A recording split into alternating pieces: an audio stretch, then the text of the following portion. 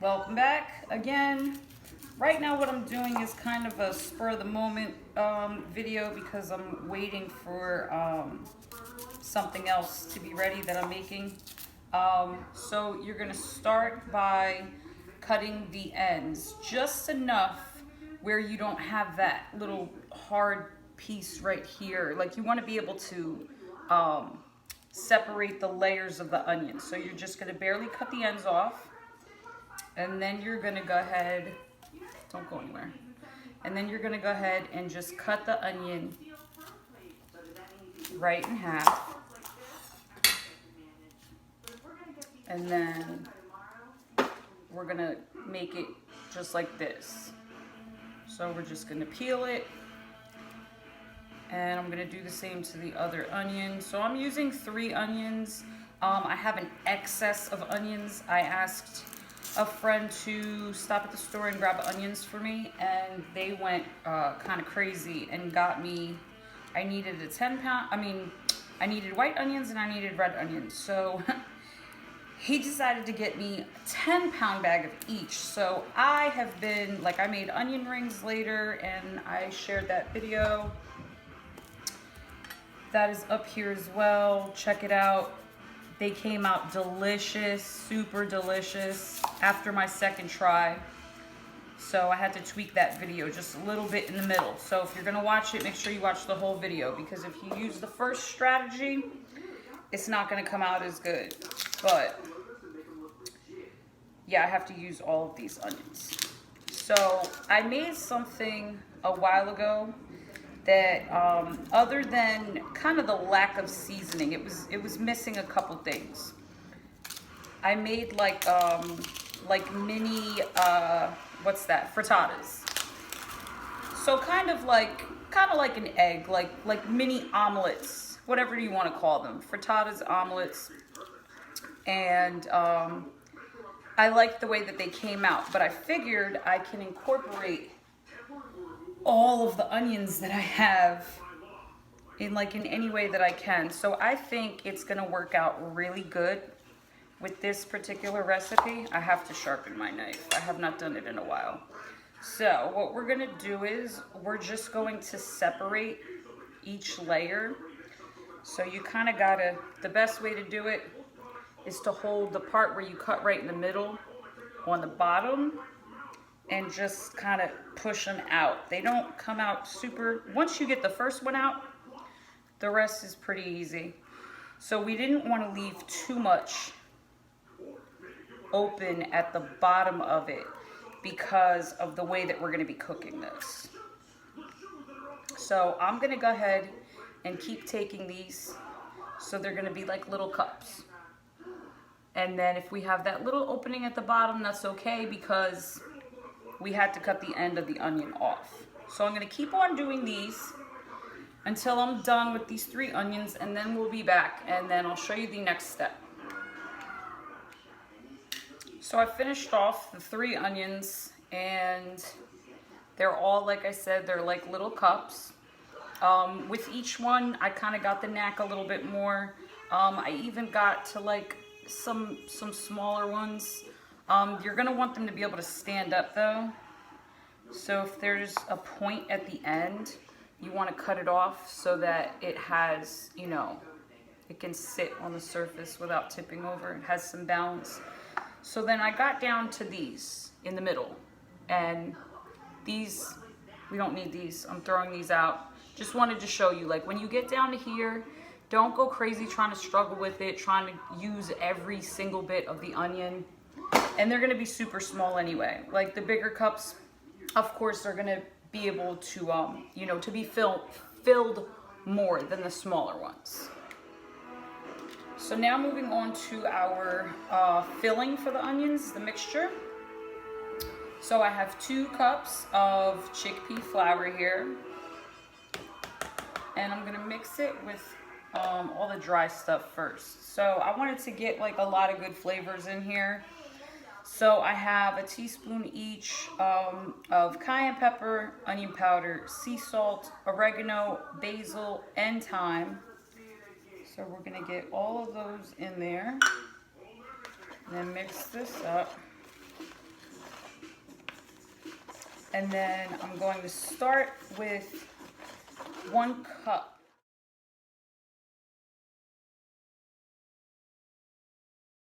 It's going to be 1.5 cups because we want this to not be too thick. We're also going to be adding other stuff to it. And I don't want it to just be like, even though we put a lot of good seasonings in there and we're doing the coconut milk instead of the water, I don't want you to just taste that chickpea flour. Like, I'm not saying it tastes like egg. It resembles like mini omelets, and it does have a good flavor to it. So you won't be disappointed. And then we're gonna add the rest of our stuff in just a second. For the next step, what I did was I pretty finely chopped. This was 1 large red pepper. It comes to about 3.5 cups of red and green peppers, a pretty equal mix. So that's just gonna go in here. I'm gonna get this all mixed up. I actually should have washed this and just, because we're just folding it in together. There's no more whisking involved, but this has already been used and has to be cleaned, so this will do. So we just get that mixed in there. And then we're gonna take it on over to our pan and we're going to start filling the onions. All right, so I have my pan going. I'm using my cast iron skillet. And what we're gonna do is we're gonna get it nice and hot. I thought I did. Going to preheat the oven. Gonna put it on 350. So with these onions, being that the bottom is not secure, if you put them in and fill them immediately with your egg mixture, it's gonna kind of just seep through the bottom. So the key is to keeping the mixture in the onion, to getting the pan nice and screaming hot first, and then I'm gonna add our grapeseed oil,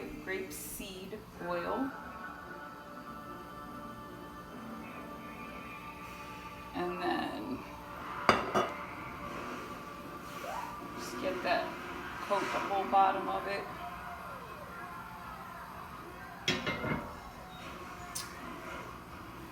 So then, like I said, you're going to place the onions. I'm gonna do the bigger ones first.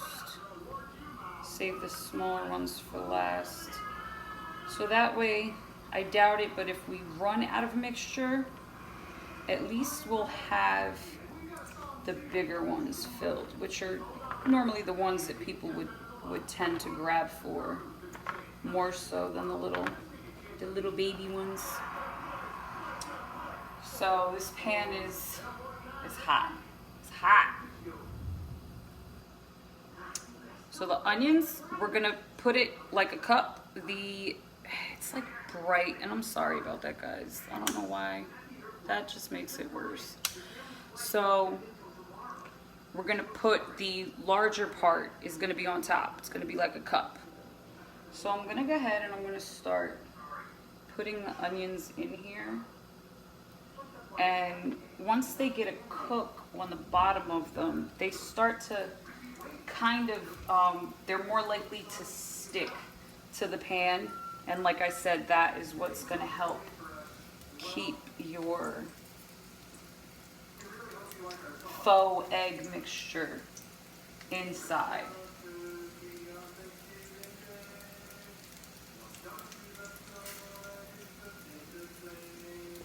Fit 2 more in here. 1,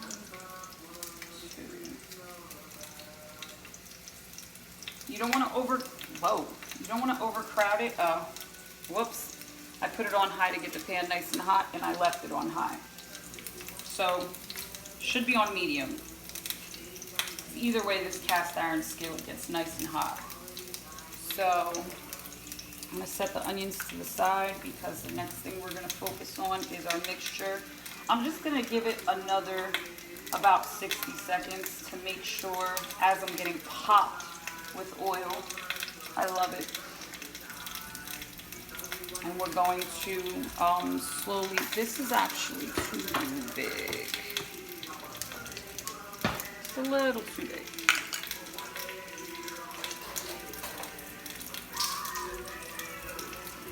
I'm going to use a tablespoon instead. And then I'm going to get you in here better so you can like see what I'm doing. I hope that's good for you guys. Looks good from here. So then you're just going to start scooping your mixture into your onion. And that looks good. I don't see anything running out.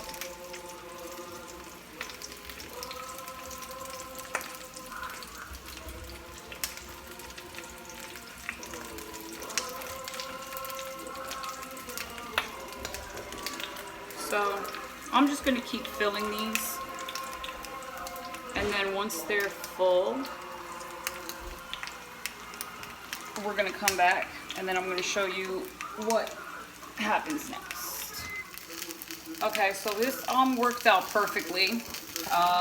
There's no egg spilling out, leaking out from the bottom of the onions. So cooking it for about 2 to 3 minutes on medium heat, once you've gotten your pan nice and hot, is perfect. Perfect timing. The oven just reached 350. So, what do things have to be so difficult? So, I'm now going to transfer this to the oven on 350. And like I said, this is my first time making these. So I'm gonna check on it in 20 minutes and see how they're doing. Well, I'm gonna set it for 20 minutes. I'll probably check on them in like 15 minutes just because I don't want them to be ruined. Once they're too well done, I'm gonna have to get this camera situation something a little different. But so 20 minutes. I'll be back in 20 minutes and we'll see what they're doing. So one thing that I forgot to add was that if you realize the mixture, the measurements and everything that it called for, I only have one cast iron skillet, and I felt that they were too delicate for me to transfer them from a cast iron skillet to like baking sheets, cookie sheets or whatever, baking pans. So I have another batch that I have to do. You saw how the first one came out. I mean, the second one I'm going to do the same exact way. I just didn't want you to question the measurements. All right, so we have our finished products. Very happy with the way that they came out in terms of just, you know, how they binded and they didn't run, they didn't fall apart or anything. So it actually was on 350 for 25 minutes. I added another 5 minutes. See? They're onions stuffed with like a frittata. Frittata stuffed onions. Maybe that's what I'll call them. So I never really care, like, not that I don't care what I title something, but I don't want you guys to be like, oh, I really like the title of her food. I want you to say, hey, I tried that and I really like the taste of her food. So I have one to the side. Just while I have you guys here, I'm just gonna cut into this bad boy and give it a try. Hopefully I'm not gonna burn my mouth. Oh no, that is steaming. But these are like cool because, I mean, you could, if you wanted to just put them in a little container and take them with you, you know, to work, to snack on. They could be heated up. You can eat them like this. So I'm gonna give this bad boy a try. Like I said, this is the first time making this. So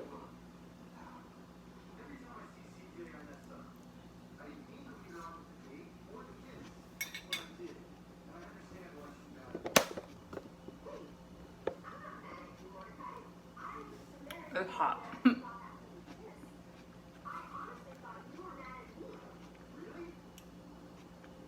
Yeah, I'm definitely happy with how that came out.